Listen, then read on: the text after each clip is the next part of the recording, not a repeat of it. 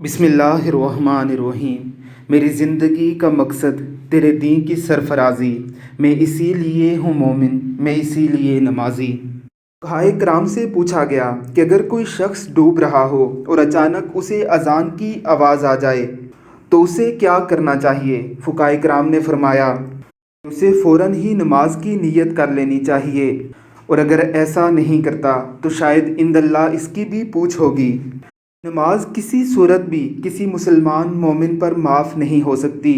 سیدنا علی المرتضیٰ رضی اللہ تعالیٰ عنہ کو کنڈلی پر اس قدر شدید تیر لگا کہ تیر کنڈلی سے آر پار ہو گیا، لیکن آپ رضی اللہ تعالیٰ عنہ نے اس حالت میں بھی نماز نہیں چھوڑی۔ سیدنا عمر فاروق رضی اللہ تعالیٰ عنہ کا پیٹ چاک کر دیا گیا، آپ رضی اللہ تعالیٰ عنہ نے اس حالت میں بھی نماز پڑھی۔ یہی وجہ ہے کہ پیارے پیغمبر علیہ السلام نے فرمایا کہ ہم میں اور ان کافروں میں فرق کرنے والی چیز نماز ہی ہے، پس جس نے اسے ترک کیا اس نے کفر کیا۔